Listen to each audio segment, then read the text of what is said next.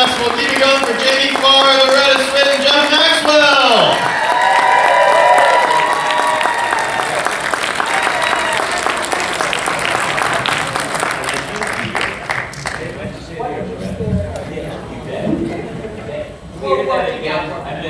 Keep it going!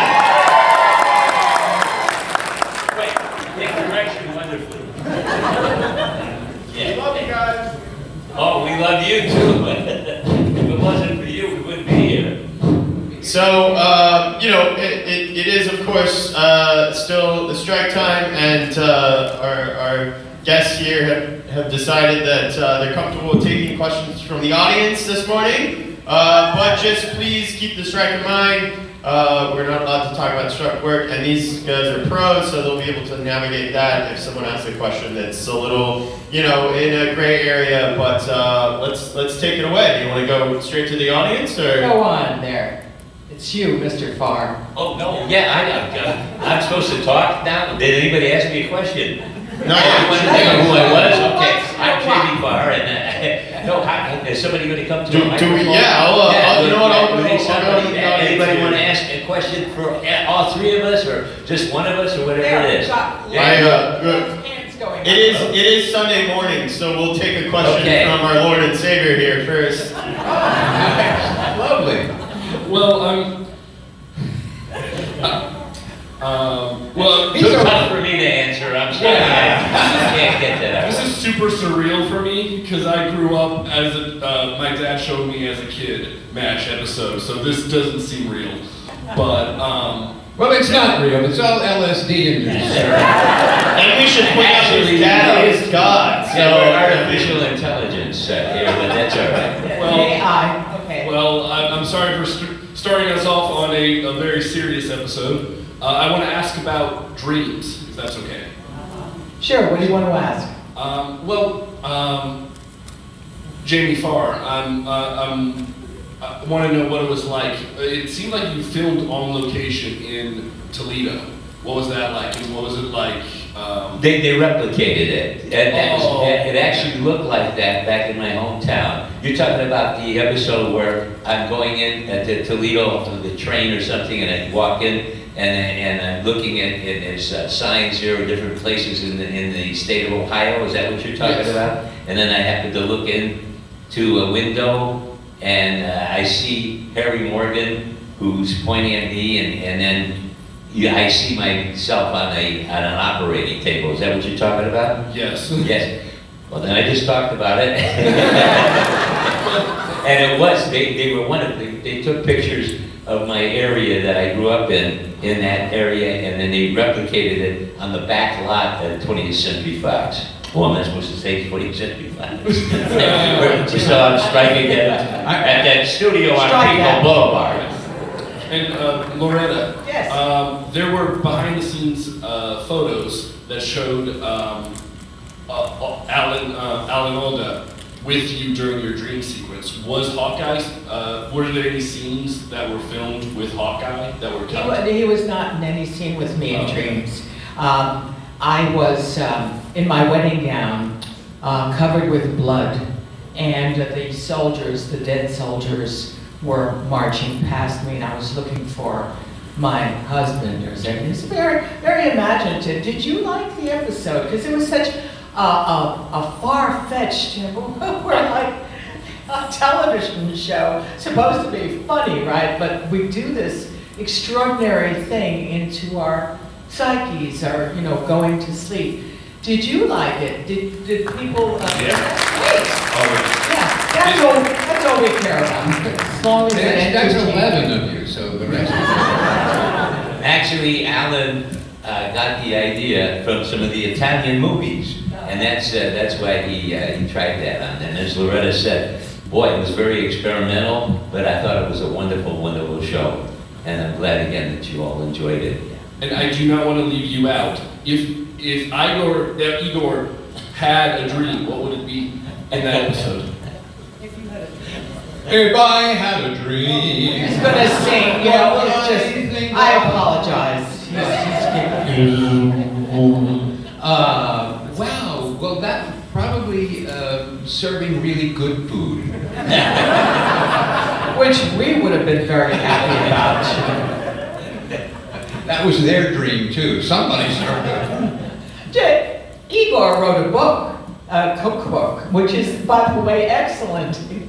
Thank you very much. It's really Not good at all. with garlic and butter. To eat the thing. Secrets of the Magic Nest, the Lost Recipes of Private Ear, the 50th anniversary edition. Okay, that's the commercial. Thank you.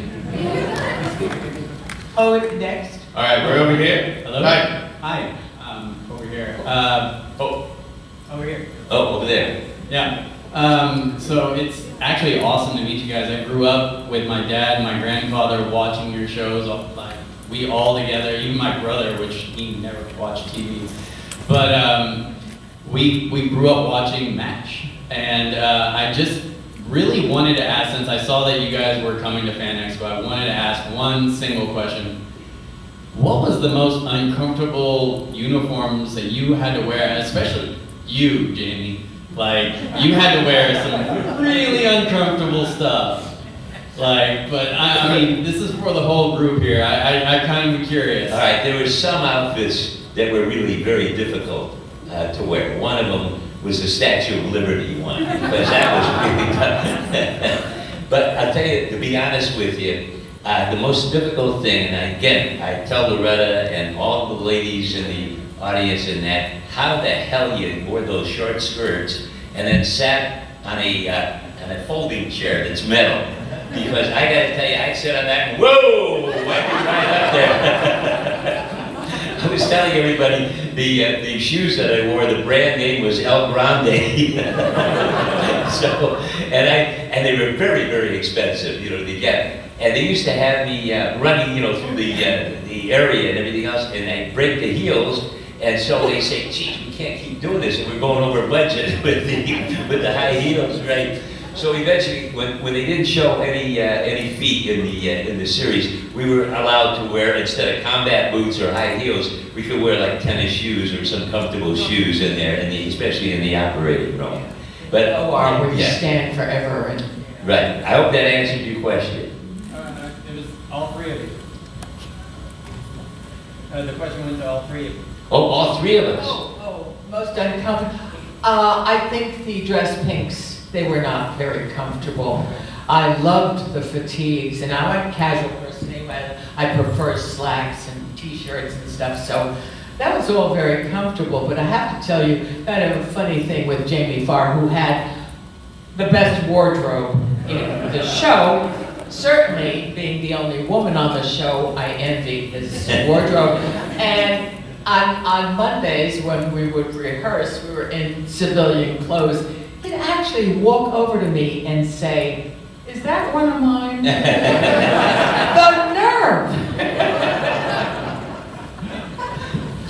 You don't want to hear about my underwear. Oh, they do. Really?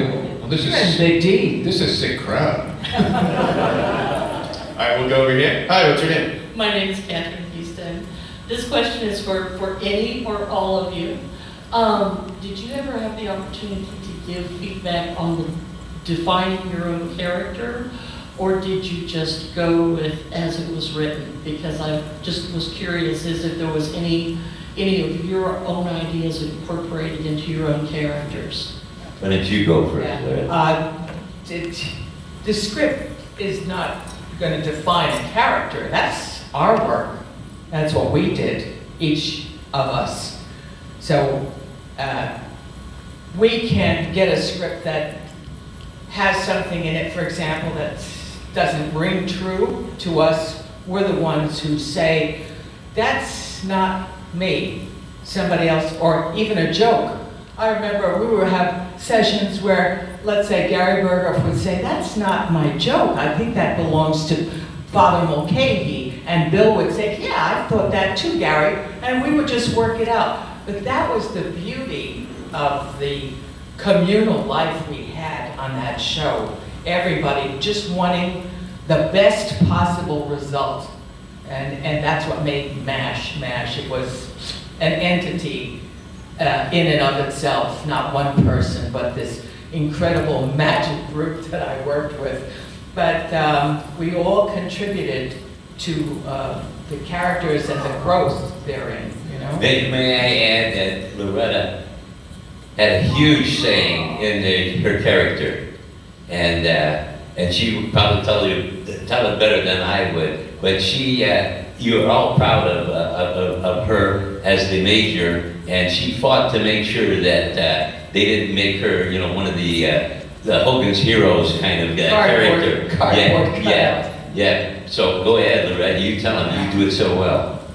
Just recently, there was a wonderful article that I took as maybe the biggest compliment ever, that Loretta Swit earned or won the right to go from Hot Lips to Margaret. And as a result, for the benefit of every servicewoman out there, and also the women on television in series. And I was just thrilled about it. I called Jamie and I read it to Jamie, and Jamie said, then they should know that wasn't that was the biggest battle in Korea. Many of our gentlemen in production were not enlightened, let's say. So they would say, oh no, she wouldn't say that. Excuse me, I'm she. You're talking to she. This is me, she. I would say that. But it was an adventure. However, I think we were all so well-meaning that it worked out, you know, even if it was sometimes bloody and a little painful. And I'm just so proud of Margaret. I'm so proud of my major. Yeah, really. Also, if I may add, we were very defensive of our characters, and even though my character wanted to get out of the military, there was things, as Loretta said, where you get some dialogue in there, or an action that you had that they had to make the script work. There was the one with Gregory Harrison, where he's come in. Gregory Harrison is a soldier, lieutenant or something, and he had been married, but they got separated, and his wife was a nurse in one of the tents, and I'm supposed to be on guard duty.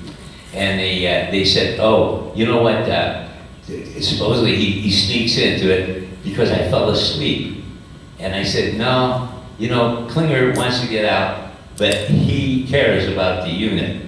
I said, rather than have me fall asleep, have me get diverted from some kind of action that's someplace else as a guard, that I have to leave that for a moment to attend to that so he could sneak in. And they agreed to that. So that's why, as I said, even though Klinger was I can't say that. The character that I played on the show, and even though that he was still a good soldier. Correct, yes. And well, initially, from day one, he created this character, because the first appearance, we had a different director, or every week we had different people, but he didn't understand what they wanted he sees Klinger with a hat and a black outfit and high heels, and he has Jamie play it like a homosexual, you know, skippering around. And Jamie said, that's first of all demeaning, but it's not funny. Let me play it straight. That's funny. My hairy legs and a straight guy trying to get out of the army, and so he created the reality of that character, and that's why he was funny. He played it for real, and I think that goes for all the characters really on the show. Everybody was very real. I know, except for you, the serving that food, that was not real. Well, I remember one time my character, I went in and they said, well, we're going to do a scene with hot dogs. And I said, weenies. And I said, hey, let's cream them. Cream of weenies. You can see the recipe in my book, Secrets of the Mash about dressing as a private. On sale now at Amazon. All right, we have a question right over here. You have hairy legs? Do you really? Out of that, they're bold. Oh. They're really bold. Red Skelton used to say, yeah, you know, your legs are so bold, when you run, you look like an egg beater. Sure. Thank you guys for coming. This is wonderful. This was a family show, believe it or not, for me and my mom. She's a nurse, and so we actually, thank you. So it was a wonderful family show that we watched always. I do have a question. So the show was filmed sort of during the end period of the Vietnam War, and obviously today with social media, things are a lot different in terms of the news, but I'm just wondering, did you guys notice a change in terms of just how the show was treated after the war ended? What was like the biggest difference that you saw? Did it affect you? No. No, you know, while we were shooting, people were already a little confused. And a silly question, which war is that you're in? What does it matter? War is war and war is hell. And we never changed that message. We were never a commercial for the war. Come with us, we're gonna have fun. There was never that. And that was a community agreement before we even started. We're never gonna be a John Wayne movie, take that hill, you know. No, it was always gonna be very real because we were gonna stand in blood for 18 hours patching bodies together that weren't old enough to shave. That's serious stuff. And that's what we did. Also, I don't know if you knew this or not, but several members of our cast served in the military. Did everybody know that? Mike Farrell, BJ served in the Jamie Marine Farr Corps. was in Korea. Yeah, but I'm going to tell you, William Christopher was in Germany. He was stationed in Germany, and I wore my own dog tags on the series, and I served in Japan with temporary duty in Korea, and I actually went through MASH units, and never knowing that I was going to come back and resurrect my career and be in the series with them. So there was a lot of accuracy too. The Rosie's Bar, for example, they used to go to Korea and ask several of the people that, and they told them about this. It wasn't a bar though; it was a brothel. So they had to change it for the series and make it a bar. And I happened to be on an airplane, on an honor flight, with some of the members from different wars, veterans that were on it. And the gentleman that gave them that was sitting behind me, and he told me the story that he's the one that gave us Rosie for Rosie's Bar.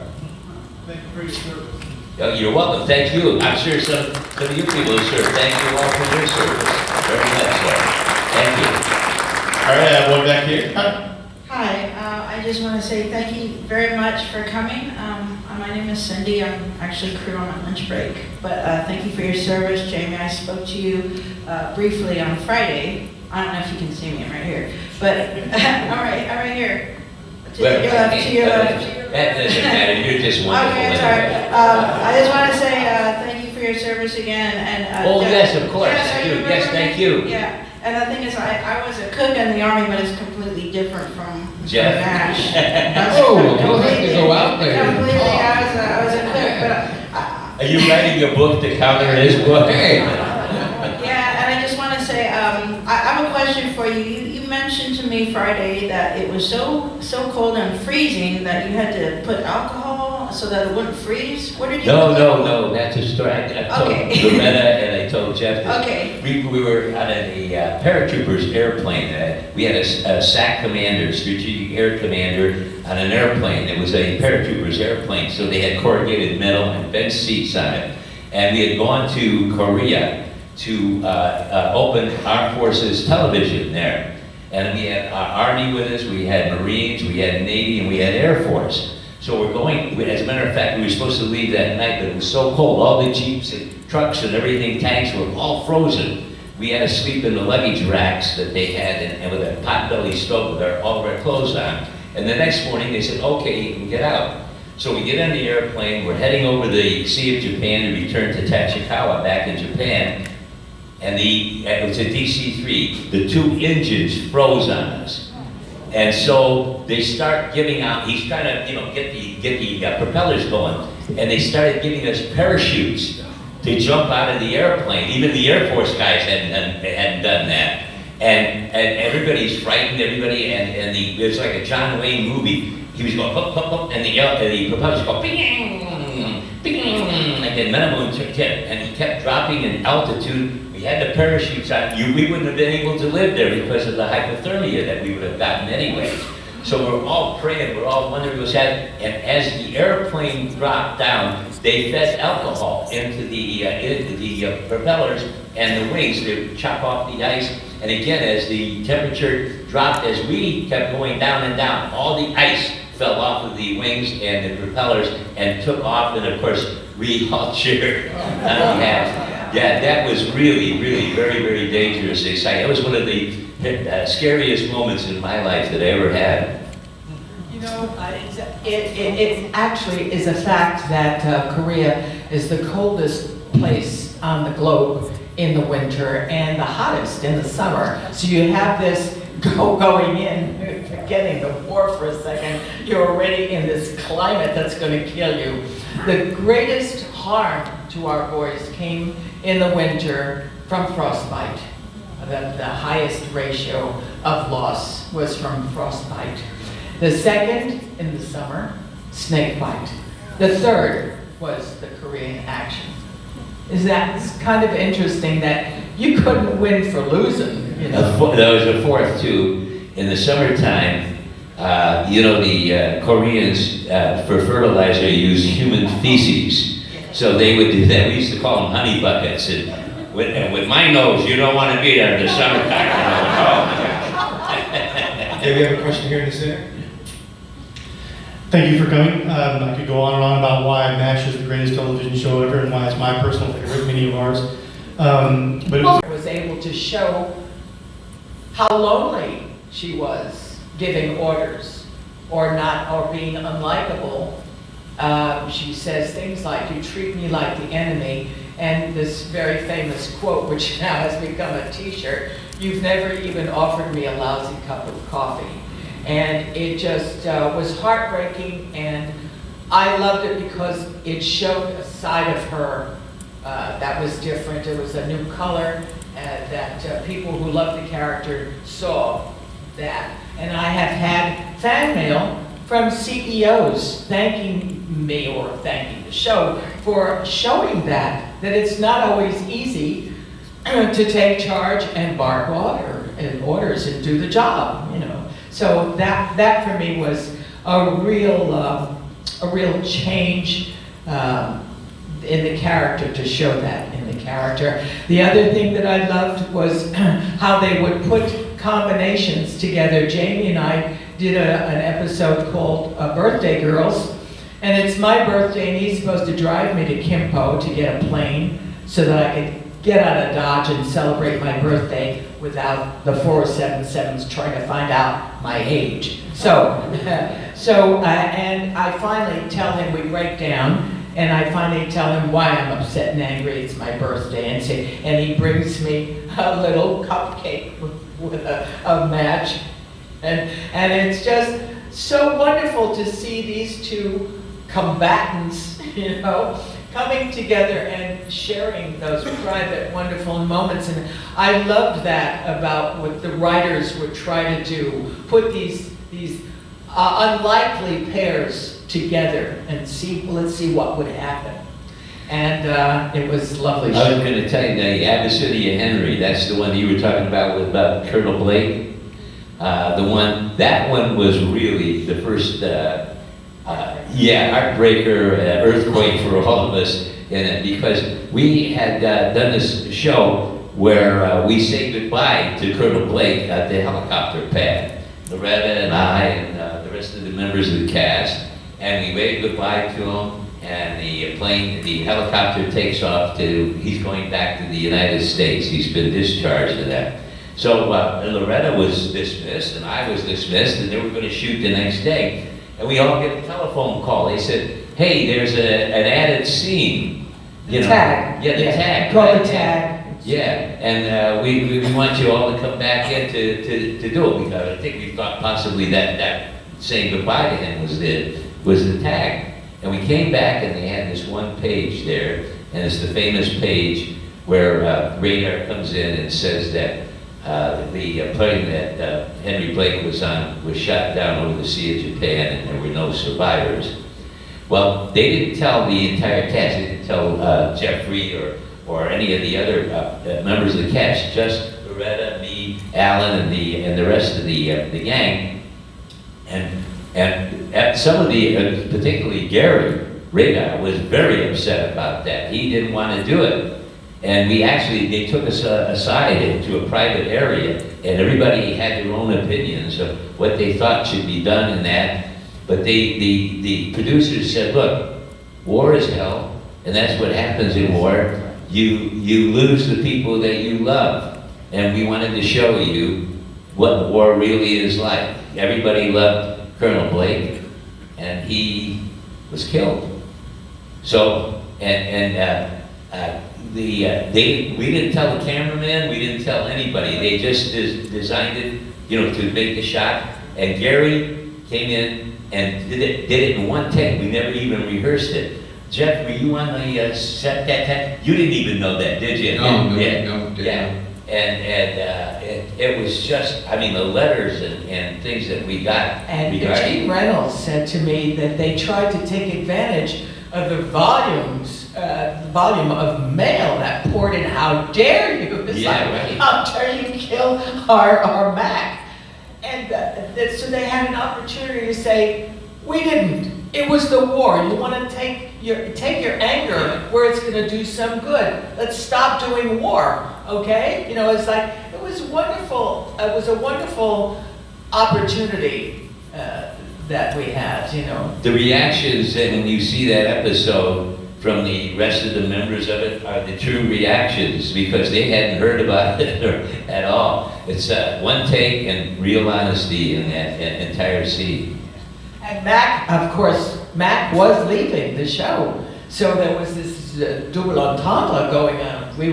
We also were saddened to lose Mac. We adored him. And so, but the tears were very real, very, very painful. All right, well, that is all the time we have. Give a huge Dallas Fan Festival. Thank you. Round of applause for Jamie Farr, Loretta Swit, Jeff Maxwell. The day is early, so our guests will be back at their tables all day. So if you had a question or you'd like to say hi, get an autograph photo, make sure to stop by their tables and keep it going for our guests here.